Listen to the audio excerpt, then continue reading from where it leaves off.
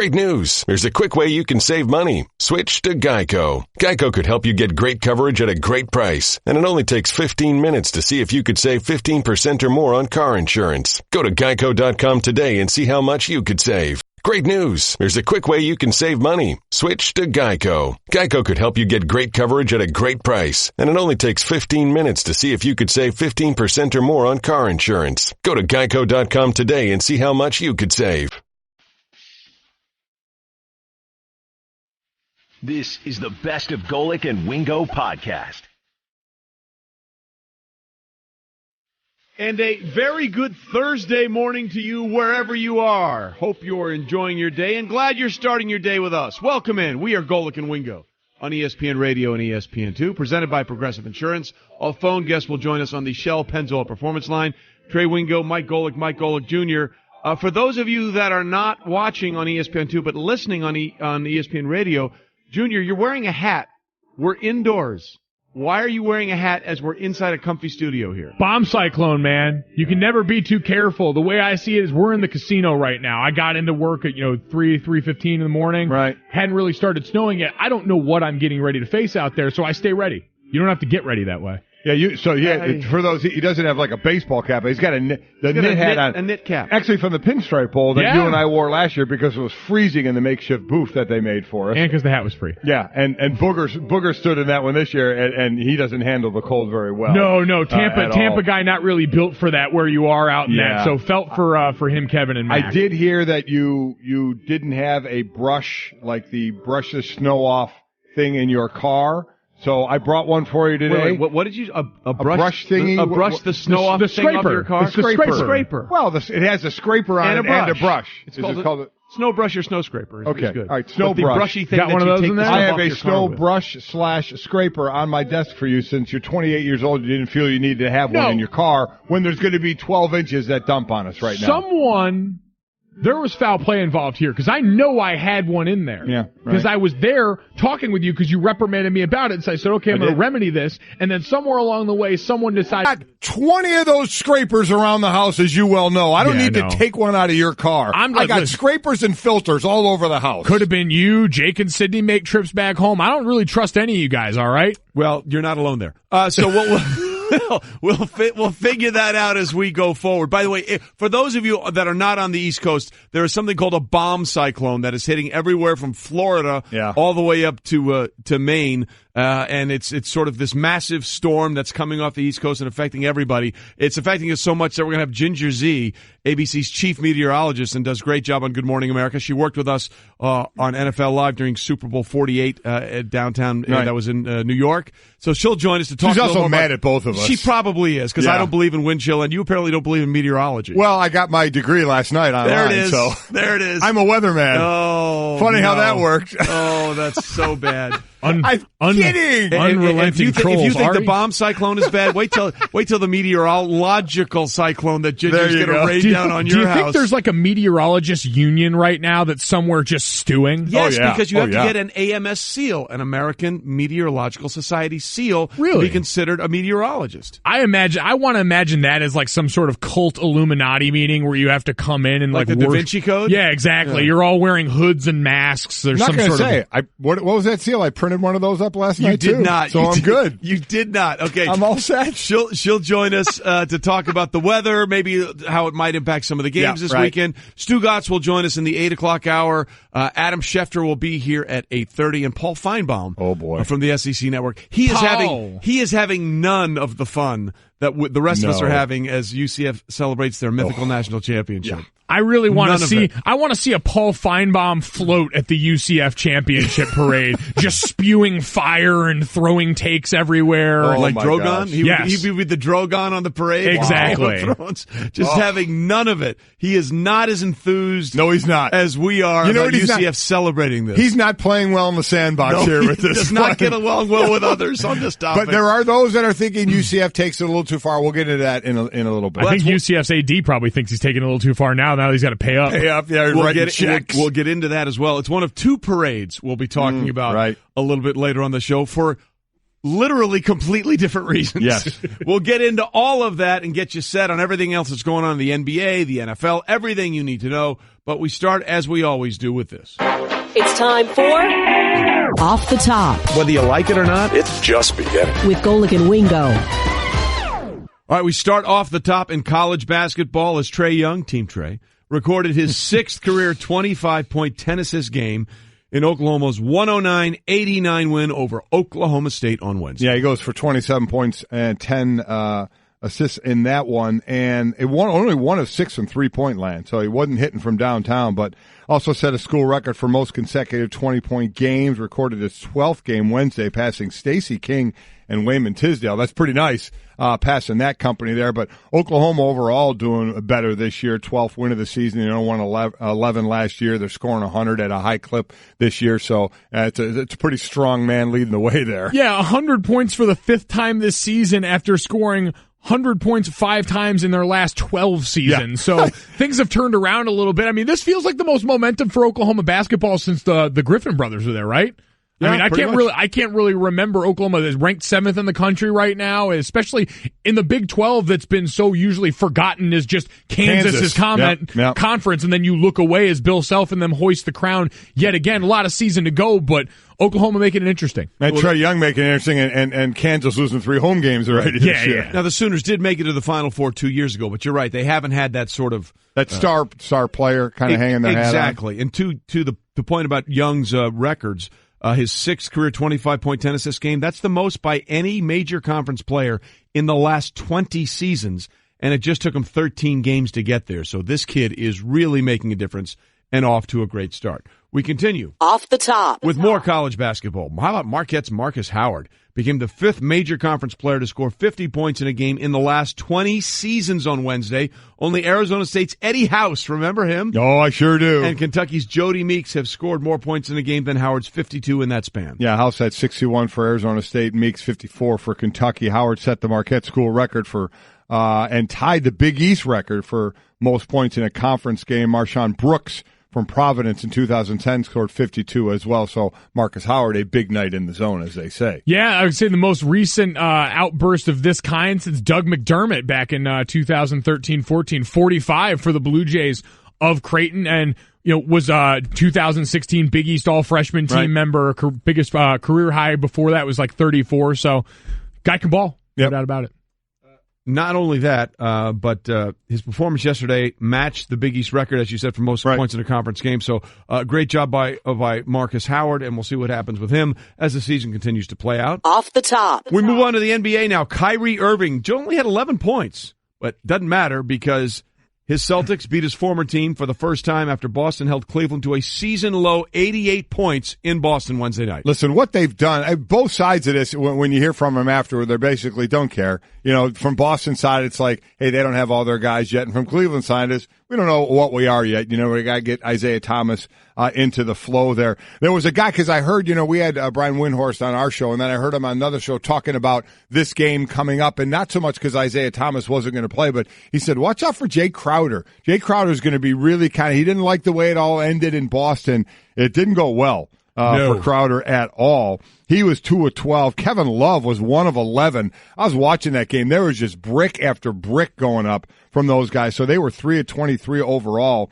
Cavs 88 points were a season low, and the Celtics just the time and time again are holding teams under 100 points, holding good teams under 100 points, getting the wins. Kyrie only 11 in this game. I would say I think they've beaten each of the NBA's top 6 teams already this season and held all of them to under 100 points in those outings. So that's been the consistency. Even during the win streak, we said the offense really wasn't doing enough to win. It was the defense that clearly shined in that, and they're number 1 in defensive rating in the league right now, above Golden State, above San Antonio.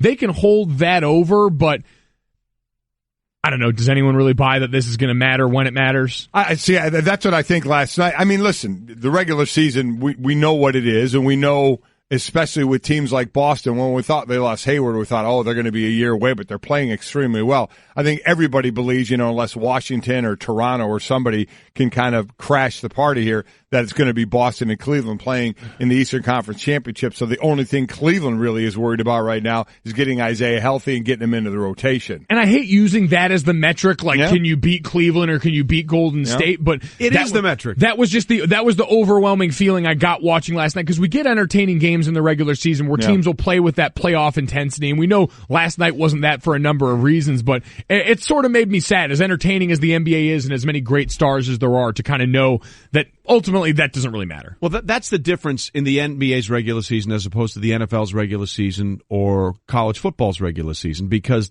of the preponderance of games, you can't single out this game is critical. They're entertaining games and they're marquee matchups, but it doesn't have the same resonance as, hey, we got to win this game in the NFL or college football. And this game last night, your leading scorer came off the bench in Terry Rozier, scored 20 in only 19 minutes of action. So it was not an offensive juggernaut. And Mike, to your point about brick after brick, Kevin Love, 1 of 11, Dwayne Wade, 2 of 10, Jeff Green, 3 of 11, Jay Crowder, 2 of 12. And Love actually left that game in the third quarter with an ankle injury. I think it was a right ankle sprain. So that'll be something to watch for. It was nice, though, that, look, they didn't do a video tribute for Isaiah Thomas because he wasn't playing, but they put him up on the Jumbotron there, and you know what? He was very well received. It was really nice to see that that's sort of the way that all played out. And it seemed like it got squared away with he and Danny Ainge. Remember, he said it wasn't going to talk to him anymore, and Ainge had texted him, and he said it's all good between them. So you hope it is. Yeah, they smoothed it over, and we've heard more added to the saga around that trade from Kyrie Irving, talking about the fact that they tried to shop him in June. Phoenix, I think, right? To the Sun. So all these different things around there from the article that came out. I believe it was Jackie McMullen. Yeah. Was that the article that came up on .com? So some interesting stuff there as the NBA continues to add to what really is and should be the business model. If you know what the outcome's going to be, you better at least make us care about the characters, and that's what they've done really well. They certainly have, and the other issue there going forward, obviously, is what you were talking about, Mike, with keeping people under 100 points. Yeah. The issue for Cleveland is when they don't score 100, they don't win. They don't do well. Yeah, I think they're 0-5 this year when they don't get to 100 points, and obviously they did not get to 100 points last night. Off the top. And we move on to Off the Top, and as expected, at least for one of them, it was somewhat a little bit of drama about the other one, but both USC's Sam Darnold and UCLA's Josh Rosen, the top 2 draft-eligible quarterbacks according to Mel Kiper Jr. and Todd McShay, within minutes of each other yesterday, both declared they will be in the 2018 NFL Draft. So, I mean, you wonder, because a lot of talk about Sam Darnold, maybe he should go back the way he played this year. But there's that thought process. If you're going to be a top 3 pick, say a top 5 pick, I mean, because they say go back and get seasoned and get better. But I guess the other thought process is you're going to be a top 5 pick, get on a team and learn the NFL process and learn the NFL game. Why would you go back unless you want to try and improve your stock from 4 to 1, from 3 to 1? Top 5 pick, it's almost tough to say. I listen, because a lot of people didn't think Michael Vick was ready to come out and go to the NFL as a redshirt sophomore, got his 3 years in. He's going to need a number 1 pick in the draft. What are you going back for? I don't think there's any real reason to go back. I'll get my seasoning while I'm getting paid. Yeah. I don't need to worry about insurance policies and crap like that. Like, give me the real money. I'm sick of getting paid in IOUs by the NCAA. Yeah. That's what it seems to be, because a lot of people do think another year for Darnold. And, we've seen guys coming out early. Remember, Pete Carroll, what was it was it for Sanchez when he was kind of jumped him? Yeah, when Pete Carroll was coaching over there. To come back for another year. Yeah, another year. And it usually doesn't work out well when you're coming out early like that. And while Sanchez's teams went to the AFC championship games, he wasn't a big time throwing quarterback when that was going on. And you could see it didn't work out all that well for Sanchez. So a lot of people thought Darnold should go back. But I guess, like I said before, if you're going to be one of the top picks, I don't really know why you would do it. Well, that's sort of the interesting thing there is what Sanchez is doing now is mentoring Mitchell Trubisky in Chicago. And I don't know if you saw that in the game they played at home against Cleveland. I think it was week 16. They had Sanchez wired for sound for some reason, or maybe it was Trubisky, and he was picking up the audio when Sanchez was talking to him. He was giving him a little pep talk on the sidelines and doing it in a perfect John Gruden impression. It was really, really good. But to that point, Trubisky came out early, and now he's being mentored by a guy who came out a year early. But I think what we're seeing here with Darnold and Rosen and Josh Allen and Baker Mayfield and maybe Mason Rudolph and maybe Lamar Jackson, all these quarterbacks in this year's draft, I think that's why Trubisky came out, because he was the first quarterback taken last year, second pick overall.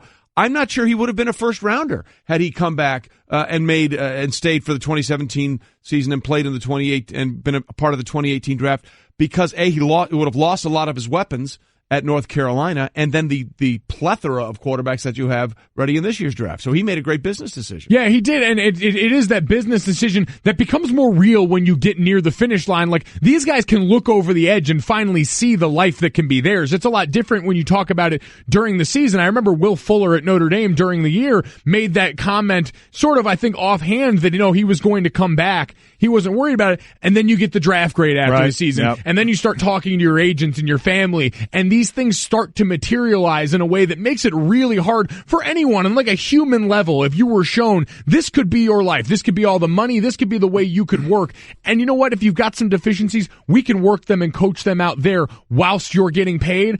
Pretty hard to ignore. Well, guys have 11 more days to decide if they're going to enter the draft or not. It's January 4th, January 15th is that magical day of when they have to decide what they're going to do. So the two big names, we've got Saquon Barkley, obviously, and these two big names, and it's going to be a whole lot of quarterbacks going on. And now comes the fun, because they will not put on pads again. Nope.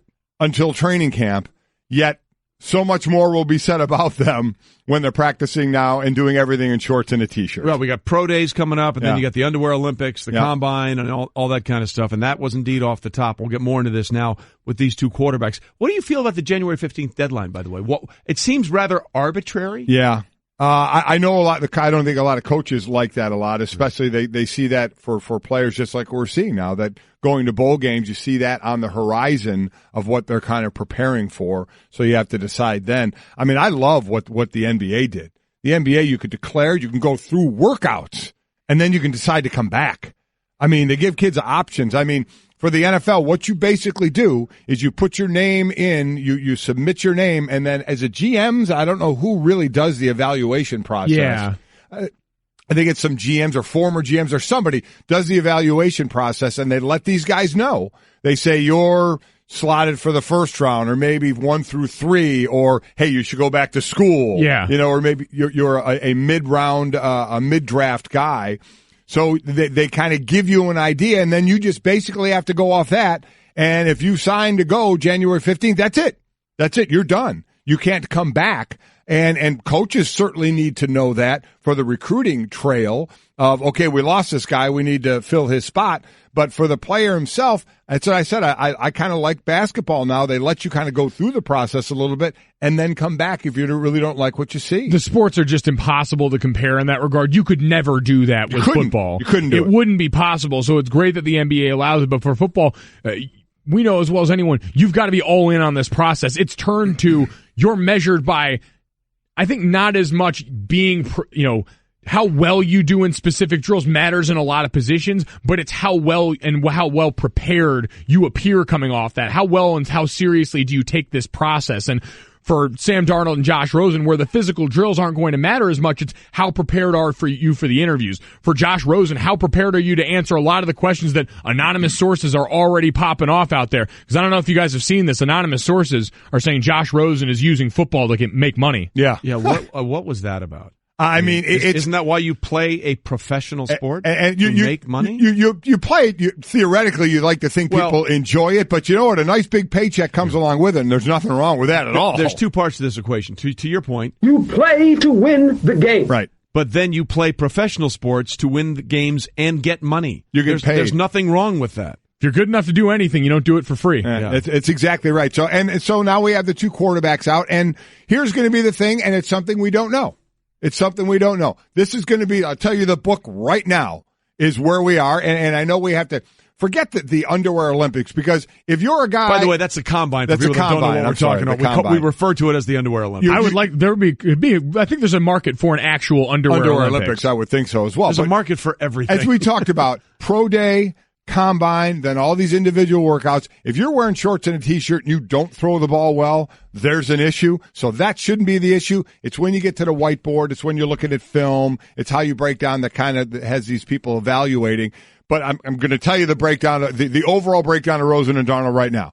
Rosen is better right now, but Darnold, the thought is he's better 10 years from now. So that's the thought process. I always say you don't draft for next year, you draft for the next 10 years. So if you think Darnold has the higher ceiling, then that's probably where you're going to go instead of the flash if you get it early on. Well, to that point, I mean, some people are wondering, hey, Sam Darnold played much better last year than he did this year. Obviously, some of that was because of the way he lost some of his weapons from a year ago. Oh, and his old line. He only got sacked 6 times 2 years ago. I think he got sacked 21 times this year. And obviously he didn't play his best game against Ohio State, and a lot of people are questioning why is he coming out now. Well, to your point of what you just said, Todd McShay says even with all the flaws in his game this season, if he had to choose between these two, he'd still take Darnold.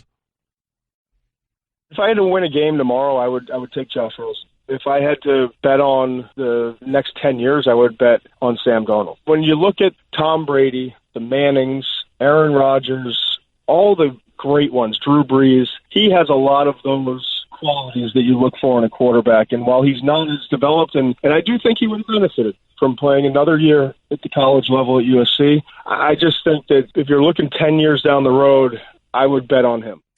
And that's the issue, right? That's the tough thing to project. You could say that and you draft on that, but the shinier piece, quite honestly, is Rosen. I think Rosen's a better quarterback right now. I think Rosen's the best passer coming out in this draft. He's that shiny, as I said, the shiny-looking guy, but there are the questions coming out about him, and this is the onion, the layers of the onion that get peeled back, especially on a quarterback, gets crazy from now until April. And for Josh, it's going to be double so because of already the things that have been stockpiled throughout his career. The interesting thing I heard Todd on Spain and Fitz last night saying that he had heard from enough people that he trusted to where he was comfortable speaking this out, but that there were questions. We obviously know the ones about Josh's interest outside of football and how the myopic world of professional football doesn't really reward you having outside interest, but questions about how he treated his teammates and how he treated people inside the building. And to me, that's the part more worth exploring if you're these teams diving into that. And that's the stuff they will. They go around the building, they ask people, they do this in the interviews, so they're going to find out. And to me, that's much more important. Well, look, this is, as we said, the beginning of this process, and there's going to be more about it, and there'll be more scrutiny over guys like Baker Mayfield. To some of your points about Josh Rosen, I don't care that he had a jacuzzi in his college room. I think that's tremendous, but some people, you're right, seem to have an issue with that. And this will be the process going forward with all these guys, and I always say, let's get one draft now, and then the actual draft, and see how different they are when no games are played between those two things. Golic and Wingo, the podcast. Trey Wingo and Mike Golic Sr. Hope you're having a good Thursday morning and glad you're spending part of it with us. Golic and Wingo on ESPN Radio and ESPN2, presented by Progressive Insurance. All phone guests join us via the Shell Pennzoil Performance Line. Trey Wingo with Mike Golic and Mike Golic Jr. It is a bitter, cold, snowy day up and down the East Coast. And also it's cold in other parts of the country. But wherever we are, if you're part of this, we hope you're doing okay and your driving to work is manageable as the winds and snow are picking up everywhere here. And that's going to be a big part of the discussions coming up a little later on this show as Good Morning America's Ginger Z will join us. Yes. So she's chief meteorologist. She's going to have an issue with both of us. Which is we fair. were having a little fun yesterday, and word got to her about that. So she's going to have a little fun. Did you see Jim Cantore talking about Mike Trout? Yes, how about that? Mike Trout is, I guess, loves the weather. Cantore said there's no question he would have been a meteorologist if he wasn't a phenomenal baseball player. He really loves weather. He's a total geek about it, and it was great talking to him about it. I think that's fantastic. He said, I've been talking to Mike Trout all week. He's so excited about this storm. Again, the bomb cyclone is what they're calling it, which I'd never heard before. And I've grown up on the East Coast. I grew up in Connecticut. I've seen, like, Nemo a few years ago drop like 28 inches on us of snow.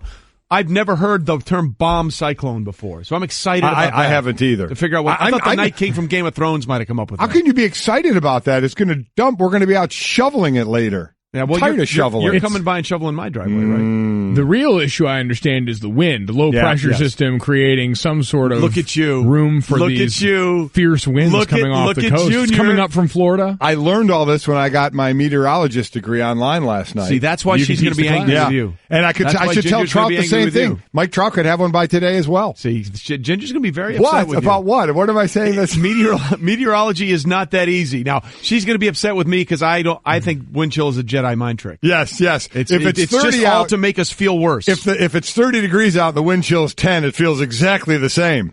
The temperature is the temperature. Oh, my gosh. The ceiling is the roof. For those of us that have walked to 5 a.m. workouts in the cold in South Bend, I can assure you the wind chill's a real thing. It's very real. Oh, I'm sure it's real, but I just want to pretend like it isn't. See, it's all here. Ginger's gonna yell at us. She's gonna be very upset with us, and she has every right to be. Yes, she does. All right, so we'll get into that a little bit later, but let's start with what's trending. That's our sounder. I like that. I do too. How about Kyrie Irving? Yeah. Only 11 points, but listen, the best news for the Celtics, you didn't need a big Kyrie Irving performance as they crushed Cleveland as they held them to a season-low 88 points on Wednesday. And I don't think anybody's taken a whole lot out of this game, at all. Outside of the defense that the Celtics play, they've been consistently great at defense, holding top teams to under 100 points this year. But they also know that Cleveland doesn't have Isaiah Thomas, who isn't fully healthy yet, and is going to be obviously a big part of that team. And Cleveland knows that as well. They don't have all their guys, not only on the court, but let alone healthy enough to be in their rotation. So this is one of those regular season games that you try and make. We had it earlier in the season, guys that switched teams when they played their former teams, like when Oklahoma City went to play the Pacers and then the Knicks, for Paul George and for Carmelo. You find those stories, which you mentioned earlier, and I agree with.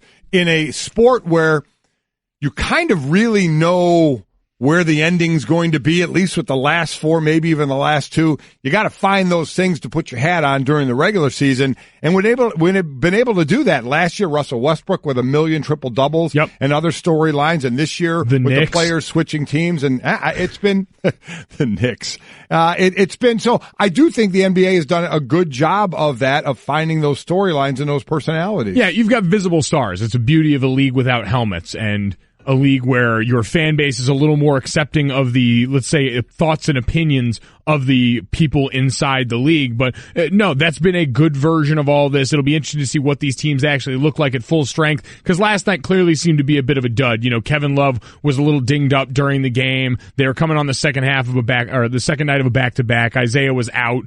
So you had a lot of things that detracted from what could have been a very big game overall, and one I think we get to see again in February. I think February that was the date 11th. they pointed to. February 11th, yeah. In fact, Kyrie in his postgame actually referred to that. He's like, look, they didn't have all their guys.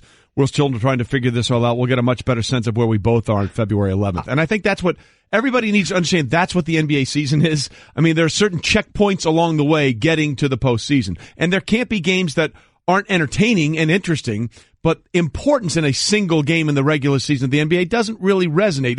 It's about an entertaining and a checkpoint spot more than anything else, correct? Exactly. Taking stock in who you are as a team is a good point when you know you get to ratchet up the intensity. And I am, for Boston going forward, and I've said this all along, I am a big fan of the way they're building. Jason Tatum and Jaylen Brown are fun to watch. Brown is 21, Tatum is 19, and looking at what these guys are doing with their length, and they're able to run 1.68, the other 6'7". I mean, they are impressive. Isn't Jason Tatum leading the league in 3-point percentage right now, or in 3-point shooting in some version of that category? I think he's the first rookie to do that in God knows how long. So it's an impressive run for those guys on a team that knew it was going to have to replace production when it lost Gordon Hayward. They're shooting 47% from 3-point land right now. I mean, but they are set so nicely with Kyrie and those two guys, and Hayward can come back from his injury, and they are a good bunch for down the road. Something could it be this year? Could they give, depending on Cleveland, obviously, and the health of some of their guys and the rotation,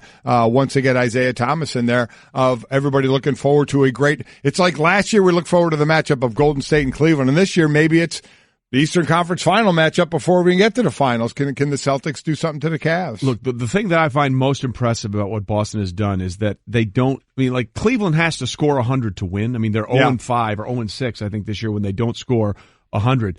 The Celtics defense is tremendous. I mean, you look at the top, they've beaten everybody, they've been 5-0 this season against the current top 6 teams in the NBA. They held them all to under 100 points. You look at what happened last night. Kevin Love, 1 of 11. Dwayne Wade, 2 of 10. Jeff Green, 3 of 11. Jake Crowder, 2 of 12 in his return to Boston. Yeah. So that meant something to him, and maybe he was a little too amped up. But the way the Celtics have played defense this year, to me, is the most impressive thing they've done so far early in the NBA season. By far. Yep, I agree. All right, we continue with what's trending. And by the way, I hadn't heard that sounder before today. That's you intense. Like it? We like it. It's like a really good game show sound from the 70s. Yeah. We had 4 to pick from. Yeah. We had 4 to pick from. We had 4 to pick from. We went with this one. Yeah, it freaks me out because there's no imaging, there's no words. It's just those sounds, and it's like, oh, okay, it's over now. Yeah. You pay attention. Yeah. Hey, this is important. Look over here. Trending. Exactly. It's what's now. And also what's now is all of LA's quarterbacks are in the draft. Yeah. within minutes of each other on Wednesday, USC's Sam Darnold and UCLA's Josh Rosen, the top 2 draft-eligible quarterbacks, according to Mel Kiper Jr. and Todd McShay, declared for the 2018 draft. Not really a surprise for Rosen. Some people were a little taken aback that Darnold did declare after a rocky second season as a starter at USC. Yeah, but most think he's going to go top 3, top 5 at the least, maybe top 3. Exactly. So what are you going back for? And then you talk about going back and getting more experience, but what was Mitch Trubisky, who started 13 games, going back for? He went number 2 in the draft. I mean, if you're going to go there, get paid and learn the NFL system, because the way you're playing quarterback in college is going to be a little different than the NFL, even though they're mirroring a little more to try and take advantage of what some of the college quarterbacks do well into the NFL. But it does seem like, Mike, for the start of the season, we were talking Josh Allen, Josh Rosen, Sam Darnold, Mason Rudolph, those 4 guys. Now Baker Mayfield has jumped in, Lamar Jackson. It seems to me like Rosen and Darnold, it is them, and then who's going to be next? Has Baker Mayfield jumped up to be the number 3 quarterback? Is he going to be, or is it going to be Allen or Rudolph or Lamar Jackson? It seems to me as we go forward that Rosen and Darnold have kind of separated from the rest of those, right? Yeah, I'm interested in the Lamar Jackson factor of this, because he's a junior. Right. He hasn't declared yet. He has till January 15th, right? And you mentioned part of the reason that Mitchell Trubisky came out last year was in theory to maybe avoid this quarterback class of guys. Lamar Jackson, he might do that. You could come back, add to what could go down with another year as one of the best college careers from a quarterback we've ever seen. He improved on almost every version of his game this season. He did. Come back for another year and dodge the bullet on a lot of these guys that the league seems enamored with right now. I'll be interested to see what his decision ends up being. Especially because even I think if he comes out, I don't think many are going to put him up with that class of guy, and the only thing he has now is shorts and a T-shirt, again, which they'll all look good in, so maybe it would behoove, because as I said, 1 through 3, why are you going back to college? If you're talking about end of first round or second round, well, with a bunch of quarterbacks as well, maybe it would behoove you to go back and be that guy for next year. So again, the date is January 15th that he has to decide if he wants to come out or not. By the way, you just played the double behoove card. I did. I went behoove twice. You give me grief for saying things like penultimate or plethora or cornucopia, and you just dropped a double behoove. Double behoove within like a minute. That's how I roll. That's very strong. Thank you. You know what? You probably did that because you got your meteorological license. Is that how you say it? I have no idea. I don't either. Ginger will straighten this out. She will. She's not going to be happy with either one of us. There's no way around that. I know that. All right, we continue.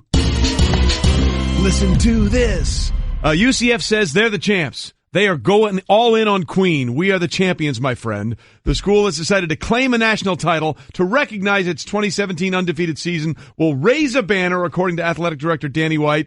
Also, they're going to have a parade at Disney World. But most importantly, if you're going all in, you got to go Jim Fossil.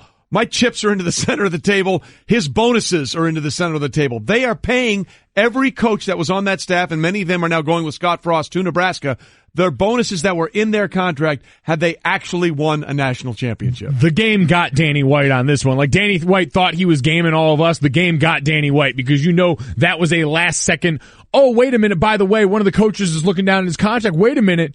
We get paid off this too. Yeah. Definitely not any of these kids that are going to actually have to stay behind and deal with the aftermath of this and another coaching change coming through and not actually get a national championship trophy. Hopefully they at least get them rings. Yeah, but because you're right. I mean, you make this big stink about we're the national champions, and then maybe a coach says, well, wait, we get this bonus then. What do you say then? Well, hey, you're not really a national champion. Yeah, we're just kind of doing this for the program. You know what we're doing here. But they didn't. So to their credit, they went all in on this. I don't have a problem with it. Paul Finebaum does have a problem with it. He's going to join us a little later in the show. He think it kind of demeans what's going on now. I don't think it does. Does if you let it. As they're saying, UCF, they're trying to build their program, so go ahead, enjoy yourself, do your thing, and I'm sure those that want college players to be getting paid are really happy that the coaches are getting that bonus now, and the players are going, what did we get out of this? We get more cream cheese for the bagels now? Is that how this works? You get a T-shirt and a hat. That's exactly for that Peach Bowl. Congratulations. Peach Bowl. Yeah, Peaches for a year. The shirts don't even say national champions. They just say Peach Bowl. Hey, listen, everybody play to your strengths, okay? Here's the deal. To me, this national championship pseudo affecting people, it's like wind chill. Mind over matter. Right. Just mind over it. If you don't mind, it doesn't matter. Yeah, keep going, aren't you? All right. We continue Golic and Wingo on ESPN Radio and ESPN2, presented by Progressive Insurance. All phone guests join us on the Shell Pennzoil Performance Line. We have to do something now. Yeah. I have no interest in doing it. Come but on! I was told I have to. Here it is. It's time to try Trey. So apparently, people think it's. What was that? Did I miss something? It's just a great ending. Wait, can you play it again? That was really good. It's time to try Trey. That's awesome. Where did I miss the meeting where someone's like, you know what this needs at the end? A little stank. Let's put a little stink on it. That was really Tiny good. horn. There you go. Try Trey is brought to you by Discover Card, who will match all the cash back on new card members, what they earn at the end of their first year. Learn more at discover.com/match.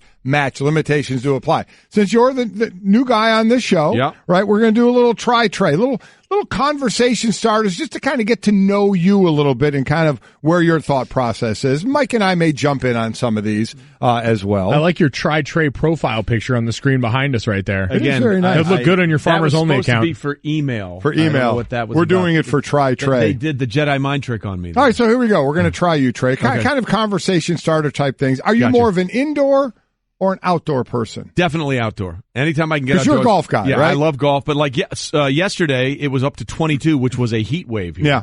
So it would have been 4, so I went out running yesterday afternoon. Long You walks on did? the, Yeah, absolutely. long walks on the beach. Absolutely. All right. Anything with the beach, I'm good with. But yeah, definitely, especially in the wintertime, anytime I can get outdoors, I'm outdoors. I want to be outside. I think we're all outdoor people. Yeah, I no, think like pretty that. much- Real- yeah. Real man's Absolutely man right. out in nature. well, those are different things. Stop with the man's man. Easy. Are you a morning person or a night owl? Oh, this is bad for me. Yeah. When the show started, I changed my Twitter profile to say not really a morning person. Yeah. So this has been a life adjustment. So you're a That is- night owl. I could stay up till 3 every night very easily. This has been hard on the old soul, but we're getting there. We're getting there. Trey was used to sending the "you up" text. Now we're sending him text to make sure he's actually up. That's totally different. Yes, I can't remember the last time I stayed up, I think, past midnight. I've been doing this for way too That was long. a nightly occurrence. So it's very easy now that I know I'm a morning person. You're a night owl who is now forced to be a morning person. Help me. All right, we're trying Trey here. If there was an Olympics for everyday activities, this is actually a good one for everybody out there as well. I do like this one. What activity would you have a good chance at winning a medal in? Oh, so again, Olympics for everyday activities, what would you be so good at that you could win a medal in? Well, and in that way, I'm simpatico with George Costanza. I can find the best parking spot. Really? In fact, my nickname in the family is the Par King. I can Really? find the parking spot. You always have to be an optimist. Like when you go to the airport, right? And like for example, at our airport, level 3 is the same level as the walkway, so you don't have to go up and down the elevator with your luggage or your golf bags or whatever. I will always park on level 3, and I'll find one closest to the actual door. You have to be an optimist when you're finding a parking That's impressive. space. That is a good everyday activity. I am the do Par like King. that. You would place dead last in that, by the way. No one is better at finding the parking spot furthest from where we Never. have to go than this man. I will Yeah. circle the block for 30 minutes to find the best spot. I make up for I it will do that because my Olympic activity, this would be in Mike and Mike show. We just go to page 10 and hit the porn bed. That's what I would do for myself. All right. That's what I would do. Oh, I see. So But we're not going to. I look behind the glass, and I am begging off air for the porn bed music. No, and that's my music. I am told no, we can't. Disney won't approve of that. When I've had to hear this for years in you reference to my parents' Yeah. afternoon spelling, I just, you know what? I don't need this.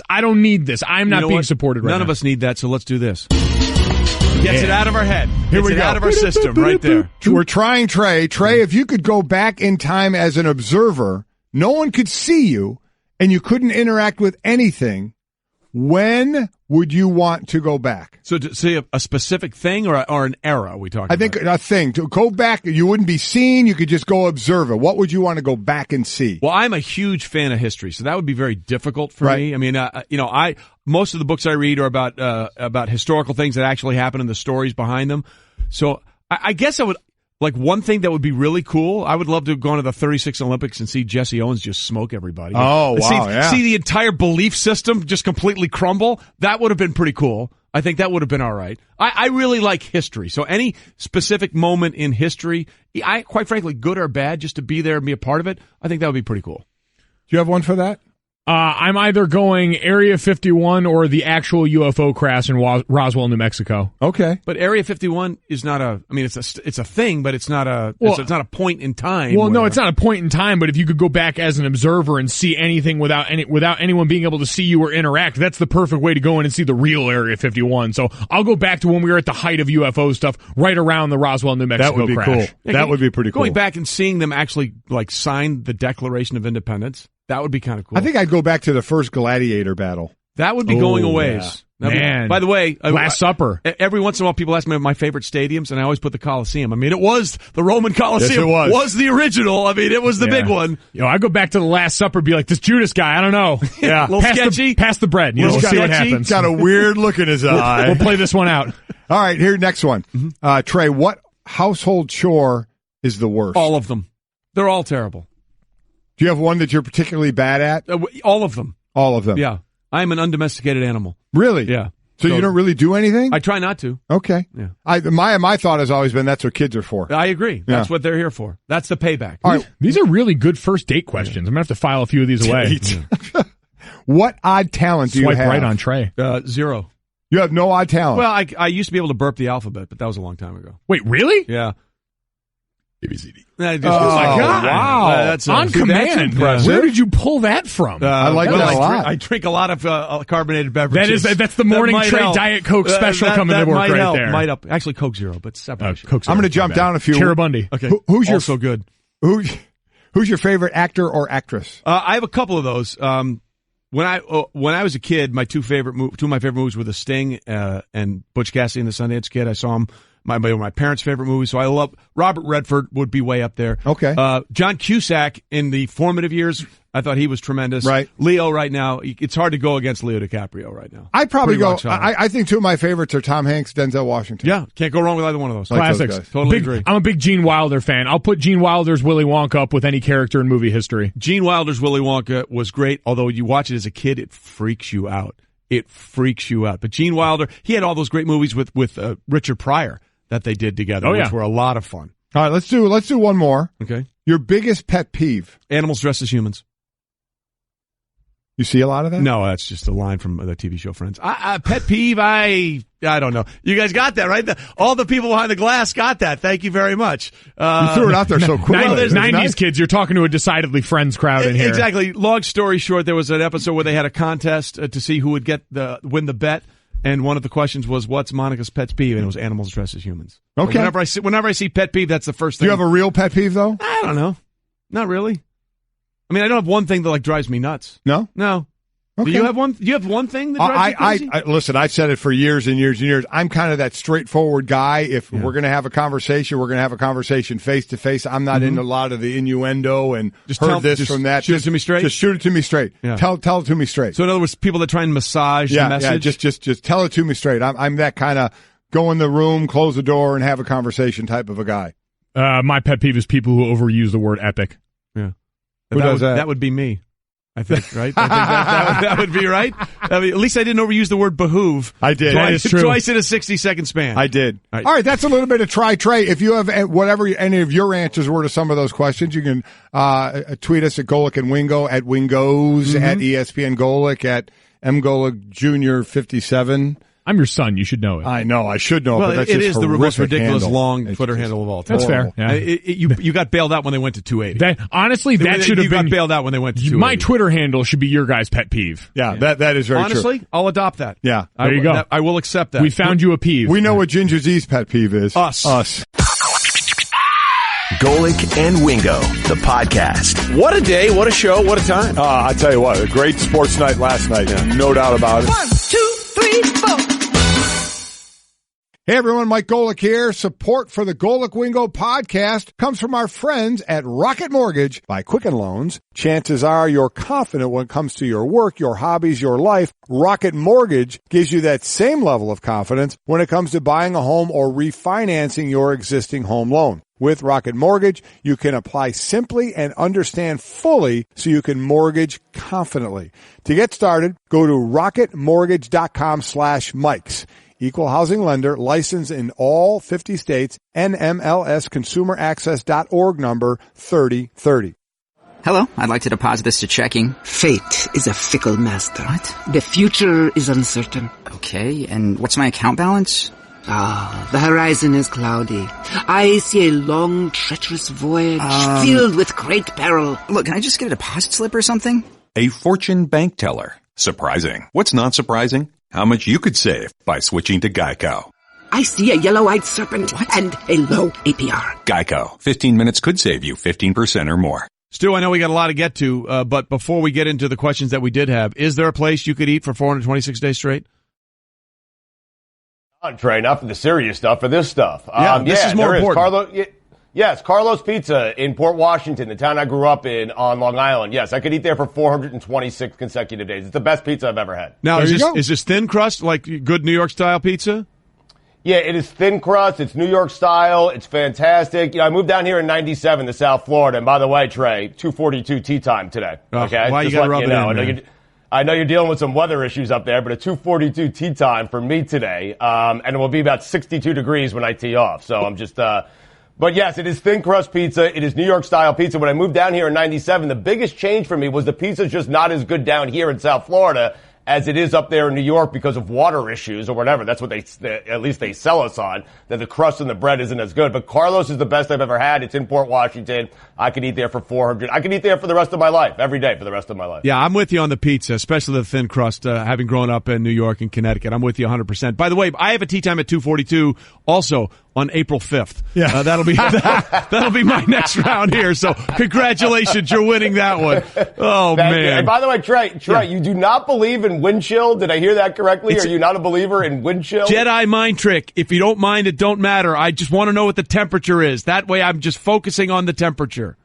Okay, because in some odd world, if I was trying a case against people who didn't believe in wind chill, I would simply hold up a picture of Tom Coughlin's face at Green Bay, NFC Championship game when it was Brett Favre's final game as a Packer. I would hold up Tom Coughlin's face as proof that it does exist. Well, it was -3 in that game, so that might be more about the temperature than the actual wind chill. But I hear what you're saying. That serious wind chill, not like the potential wind chill of 62 degrees, wind chill 59 when Stugotz is teeing off today. All right, Stugotz, listen, you guys are down there in Florida, a little bit of ways from where UCF is in Orlando, where they're going to hold their parade on Sunday for their mythical national championship, of which they're going to have a banner. They're paying their coaches their national championship bonuses. What has been your guys' thought process about that, being down there in Florida and what they're doing?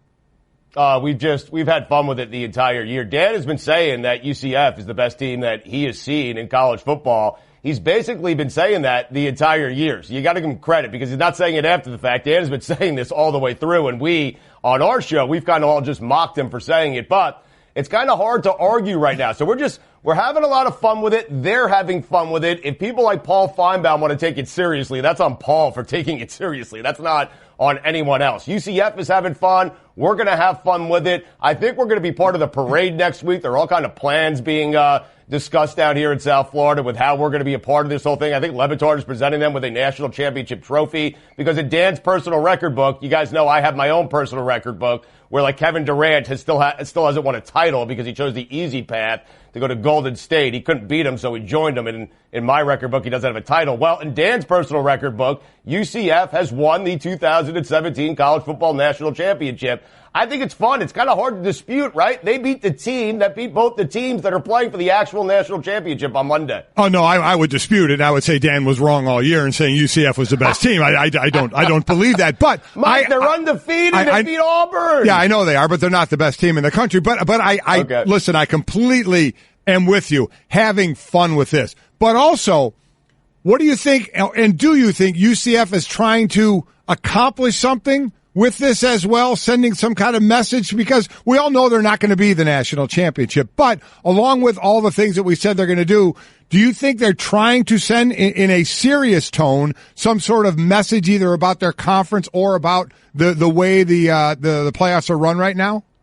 Yeah, I have no doubt that they are because, listen, it's unfair that we have the only undefeated team in college football, a team that has beaten Auburn again, who beat both the teams that are going to play for the national championship. I mean, listen, no one can sit here and say they don't know if UCF can beat either Georgia or Alabama. You can't say that. You can't say that, hey, You can't say Alabama would blow them out. You can't say Georgia would. You just simply can't say that. So I think, yes, UCF is trying to send the message that this thing needs to get expanded out to 8 teams. Have the 5 Power 5 conference winners get in, maybe 3 at-large bids. I do wonder, guys, I'd be interested in your thoughts on this. If we did have that system in place, if we had that system in place where it was an 18 playoff, the 5 power conference winners got in, you had 3 at-large bids, do you think the committee would have voted UCF in as one of those at-large bids this year? Do you think that would have happened? We actually ran those numbers. Well, in another way, we ran the old BCS system. We put the BCS computers into play, and they came out and we extended it to 8 playoffs.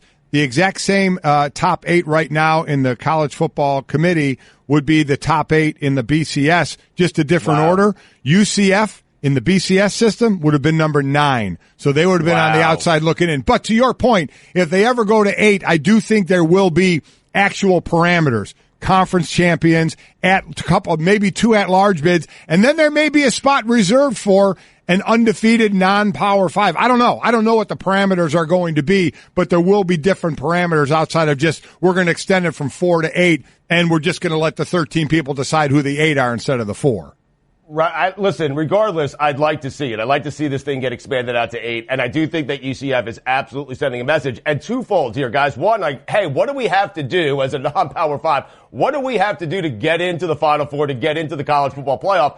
And then I think more importantly, if you want to prevent guys like Scott Frost from going undefeated, from building this program in 2 years at UCF, to getting them to a place where they're undefeated, where they're actually in the discussion, where they're beating teams like Auburn in a bowl game, if you want coaches like Scott Frost to stay at UCF, then you have to expand this thing out, because Scott Frost is leaving simply because he loves Nebraska, he played there, I get it, but he is leaving simply because he knows UCF has no shot of making it to the college football playoff. Well, that's exactly right. As Stugotz is with us from the Dan Le Batard Show with Stugotz that follows us on ESPN Radio.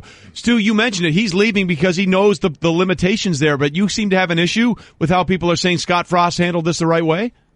Yeah, because the bar has been set so low for these coaches. It has been set so low where just staying with your team through the bowl game is something that we celebrate. I mean, he kind of has an obligation to stay with that team through the bowl game at the very least. I understand why guys leave, but the fact that we're applauding Scott Frost for doing this the right way. No, we're doing this, all of it, and all of us are doing this the wrong way. The coaches, the NCAA, media outlets, everyone is making money off of kids who are doing all the work and making no money. We're all doing this the wrong way. And to applaud Scott Frost for merely staying through the bowl game with his team, which I doubt he would have done had his team had 3 or 4 losses headed into that bowl game. I mean, that's just ridiculous. It is a good job by Scott only because the bar has been set so low by other coaches who have bailed on their teams before the bowl game. It's not something we should be applauding. I want to be with you here. I want to be with you on this point, but you're kind of losing me, because basically what you're saying is everyone else is doing the wrong thing and Scott Frost is doing the right thing, yet somehow you're mad at Scott Frost for doing the right thing. No, I'm mad at all of us for having a bar set so low that we're applauding a guy who merely stayed with his kids through a bowl game. That's ridiculous. Trey, is that not ridiculous? Well, I think he did with his team, and we're like, hey, Scott Frost, you did it the right way. You did the right thing. You know what he did? He got that team to an undefeated record. He got that team into a national championship discussion. He talked about, after beating Auburn, he said, listen, it's about the kids. It's always about the kids. What did he do to those kids? After they went undefeated and worked really hard for him, he left those kids and went to Nebraska because there are better kids there. But you just said you understand why he would do that. The way the system is set up here, where Trey, he doesn't have a chance to get, the whole system is flawed. The whole way we're doing this is flawed. The reason I understand it is because Scott Frost is sitting there going, wow, I went undefeated. I beat Auburn. I beat the team who beat the 2 teams who are playing for a national championship, and I still can't get into the college football playoff. Therefore, I have to go up to Lincoln, Nebraska, because that's going to give me I'm going to get more money there, but it's also going to give me a better shot of getting to the ultimate dream, and that's winning a national championship. Listen, it's wrong. It's flawed. There's no one's denying that part of it. Let's be clear. And quite honestly, it's a reason Lane Kiffin is going to spend another year or 2 at FAU, because he's going to continue to hit if he goes undefeated, he's not getting in. He's going to hit a glass ceiling. So, and so eventually he's going to move on. Nick Saban also was talking about after this game. He's not real happy with the way the timing works out, that his players, it's not good for the players, for how quick the turnaround is, that they have to get back on the plane, get back down to Georgia and get ready for the title game. What are your thoughts? I heard you going off a little bit, and from what I understand, the players in Alabama were listening to you go off about the whole situation. Yeah, they were in the players' lounge with Marty Smith as I was going off on their head coach, Nick Saban. I'd like to know if any of them agree with me. I doubt we're ever going to find that out. Yeah. And I don't blame them. They are probably terrified of Nick Saban. Listen, for me, I just never heard Nick Saban talk about this before, and he's saying this is about the players. He cares about the players. And perhaps yesterday I went a bit overboard because that's what I tend to do on our radio show. I'll go overboard where I said Nick doesn't care about his kids. I'm certain Nick cares about his kids, but I promise you this. Nick Saban cares more about Nick Saban than he does about those kids. He cares more about Nick Saban, the legacy of Nick Saban. He cares more about himself than he does those kids. I'm okay with you using the platform to try to promote something that's good for the kids, but since you have the most powerful voice, or one of the most powerful voices in sports, why don't you use the platform rather than use it to say, hey, we need more time between games, which I've never heard him say before. And he's also saying it at a convenient time where half his defense is injured, so he could use the time right now to get himself healthy to play the University of Georgia. But use the platform for something important, not more time between games. How about, hey, these kids are working really hard. I'm making $7 to $8 million. They're making nothing. Let's get the players played. If you want to let's get them paid. If you want to use the platform, use it for something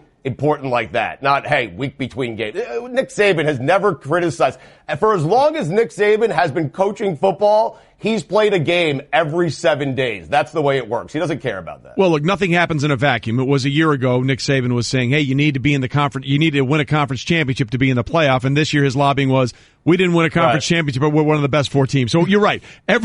Nothing happens, by itself. Everything is surrounded by context. And are we going to see some of these context points that you're talking about here as you guys are part of the megacast coming up for the national championship game? No, you won't see any of that. There will be nothing intelligent. There will be no good points. There will be nothing coherent. We're just way to promote it, by the way. Way to promote it. But Trey, I think that's what our listeners, the people who like our show, I think that's what they want. They just want the nonsense. So I can't imagine, I think Dan's going to be watching a re-air of the UCF Auburn game. I mean, so there's going to be all kinds of stuff going on. So, we'll see. We'll have some fun with it. It's going to be a lot of fun. But I promise you, unless we get someone in there who actually knows anything about football, there will be no serious breakdown of the game going on. That'll be an interesting tune-in. I'm not going to, I'm sure there are some people that are saying, oh my God, Stugotz, that's not the way to sell this thing. I'm kind of intrigued now to kind of flip over there and say, I wonder what they're going to be talking about. Counter-programming. Yeah. Yes. Listen, anyone who loves our show and listens to our show, Dan Le Batard show on right after you guys 10 to 1, we're just going to try to do it in the spirit of what we always do, in the spirit of our show. We're just going to have fun with it. Yes, we'll talk a little bit about the game as it's going on, and I'm certain I'll have some hot takes during it, but we're just going to have fun. We're going to be ourselves. It's what we've always done, and it's what we're going to continue to do. Stugotz with us on Golic and Wingo, presented by Progressive Insurance. Phone guest joining us on the Shell Pennzoil Performance Line. Stu, you mentioned you're going to have some fun with this. You are a long-suffering Jets fan. We all know that. You've now had 2 quarterbacks declare for the draft, Sam Darnold out of USC, Josh Rosen out of UCLA. As a long-suffering Jets fan, do you have a preference of either one of these guys? Whichever one they take, Trey, will be the wrong one. Are you sure? Are you 100% sure? I have 30 years of being a Jet fan behind me, Trey. Yes, they will. They didn't take Dan Marino. They took Ken O'Brien. Ken was serviceable. Everybody passed on Marino, though. I mean, to be fair, everybody passed on Marino. I understand that. Well, a lot of teams passed on Ken O'Brien as well, Trey. They took serviceable over the greatest quarterback ever. I just have no faith in this organization. So, and plus the Jets, they did the absolute worst thing this year, Trey. They won just enough games to not be in play for either of these guys. So it's perfect. So maybe you'll find yourselves in the Baker Mayfield sweepstakes. And that will be the wrong choice as well. It's important to be consistent, Stu. And if nothing else, you are indeed, as a long-suffering, just-end-the-season fan, consistent. Stu, we appreciate it. Stu. We'll look forward to your show today, and we're going to tune into the Megacast just to see what you guys are talking about. All right, try to enjoy your tea time in April. It may be May, actually. Now I'm really depressed. I hope you shoot a 94. Yeah. He won't care. He's still golfing. That's true. He wins. Stu. He wins. Thanks, Stu. All right, guys. Golic and Wingo, the podcast. It was all sort of one big giant Jell-O mold. It's very interesting where that went. Adam, first of all, what do you have, like 8 dogs? What is it, 8? We have 4, Trey. We had 5. We lost 1. My wife would like to get 15 more if she could. I put the limits on that. Essentially, we had 2 when we got married, got a 3rd. We discussed the idea of more. She wanted a 4th. I said, no, I don't want a 4th. So we compromised. We got a 4th, and then we got a 5th, and now we're back down to 4. And just so you know, there will be another one coming. You might as well prepare for that eventuality. Okay, we've been talking a lot about the bomb cyclone, the bomb ogenesis that is hitting us. You're on Long Island, and there are actually blizzard warnings up for part of Long Island, right? Yeah, it's nasty out right now. Obviously, no kids, no school, kids at home, dogs at home, everyone locked up. It's going to be a great day here, Trey. I can just see, I can see and hear the enthusiasm in your voice, Adam. Oh yeah.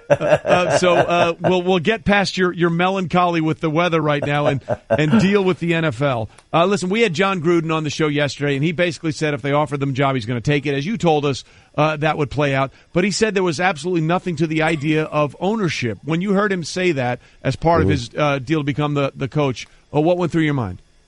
A couple of things. First of all, again, that idea has come up in the past between the Raiders and John Gruden. It came up a few years ago when they also spoke to him. It came up this time. It's not going to happen in the deal, but that doesn't mean that it didn't come up as a point of discussion. Again, I think it would have met a lot of resistance from the Finance Committee, and it certainly sounded more like he objected to Stephen A. Smith's comments than he did to the actual idea that this could have been considered an ownership stake, because, again, it did come up. Didn't like what Stephen A. said. I don't know what Stephen A. said on First Take. I'd have to go back and listen to that. But, again, this has come up between he and the Raiders in the past. It has come up again. It is not expected to happen this time. You heard it from the horse's mouth himself. But this will be a record-setting deal in its own way. No, Stephen A. said that Gruden didn't deserve to have part ownership, but more than a few people have said that. I said that as soon as it happened, and it's not about Gruden not deserving it. I said I don't think any coach should get ownership, and I don't think any owner would approve of a coach from another team getting ownership. Why would they want to do that? So that was the issue I think Gruden got mad at. But as I said, I've said that, and others have said that. Well, I would never give a coach ownership in a team.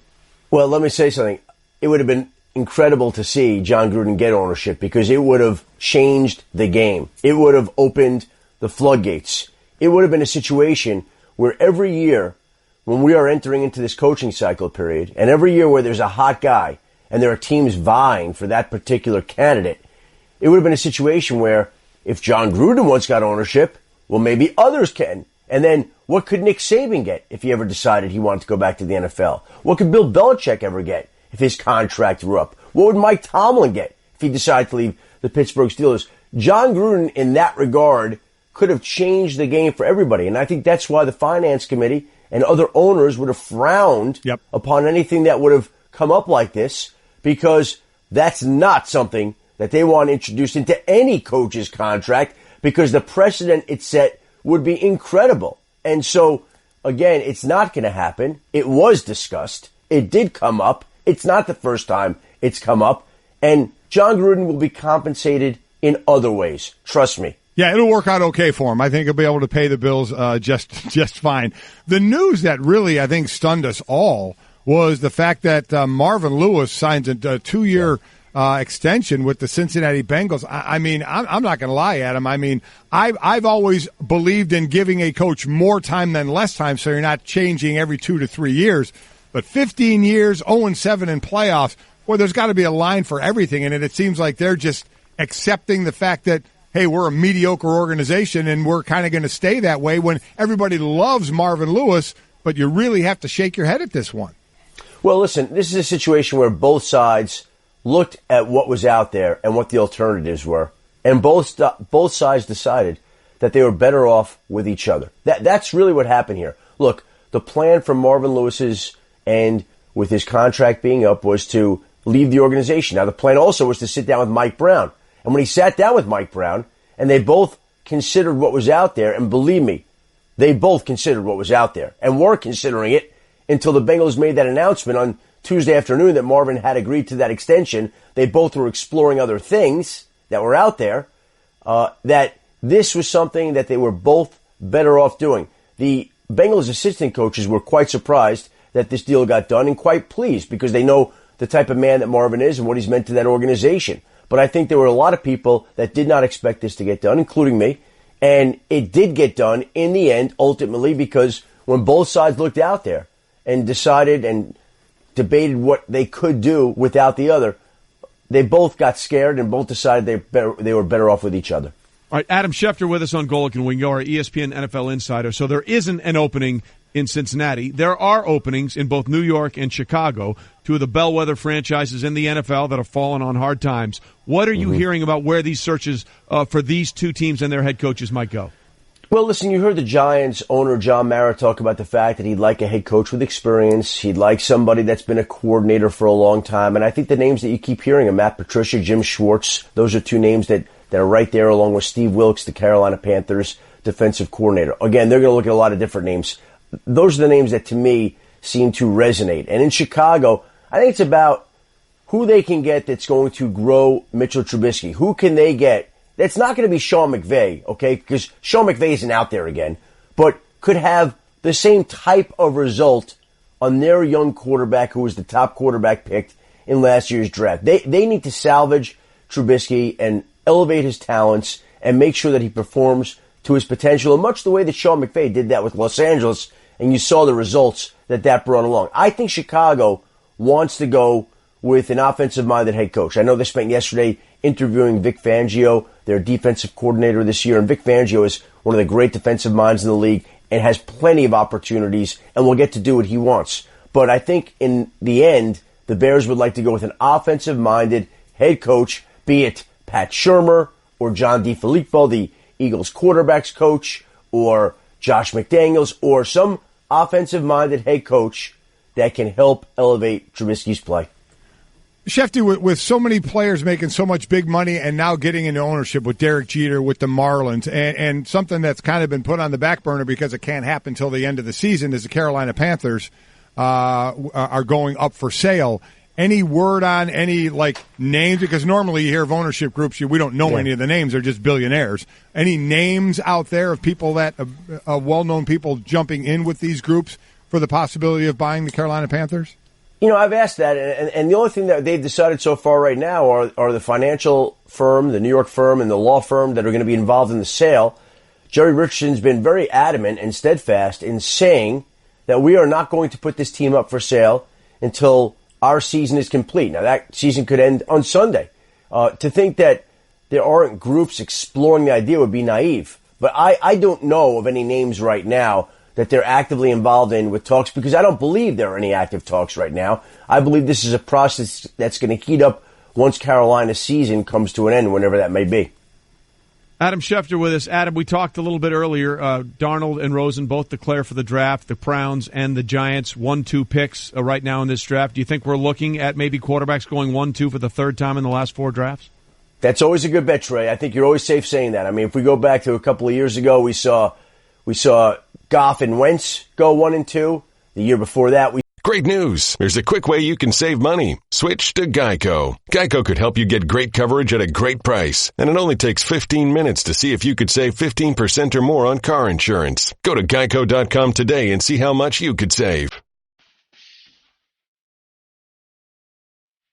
This is the best of Golic and Wingo podcast.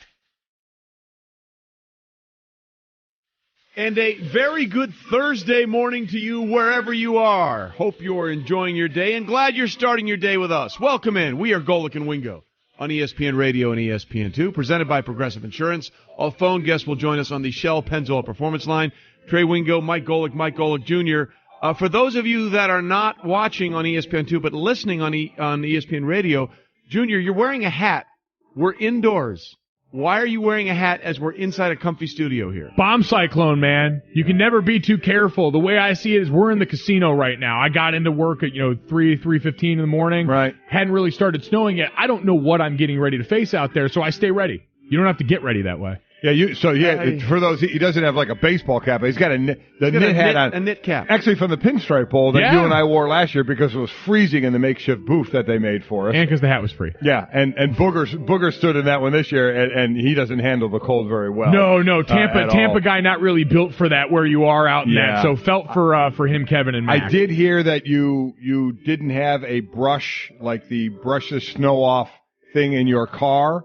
So I brought one for you today. Wait, what did you? A brush thingy? A brush the snow off thing off your car? The scraper. Well, it has a scraper on it and a brush. It's called a snow brush or snow scraper. Okay. Good. All right, snow but the brush. brushy thing Got one of those in there? I have a snow brush / scraper on my desk for you since you're 28 years old. You didn't feel you needed to have one in your car when there's going to be 12 inches that dump on us right now. There was foul play involved here because I know I had one in there. Yeah, right. Because I was there talking with you because you reprimanded me about it. And so I said, okay, I'm going to remedy this. And then somewhere along the way, someone decided. Glue stick. So I have one job. I glue kid stuff. So sorry for being jealous of Geico, who does a ton more. Like give you 24/7 access to thousands of licensed agents. And Geico has been around for over 75 years and has a 97% customer satisfaction rating. While I've just got mediocre adhesive skills, Geico also has an award-winning mobile app. Uh-oh. Arts and crafts time. No eating the glue stick. Miss Lydia. Geico. Expect great savings and a whole lot more.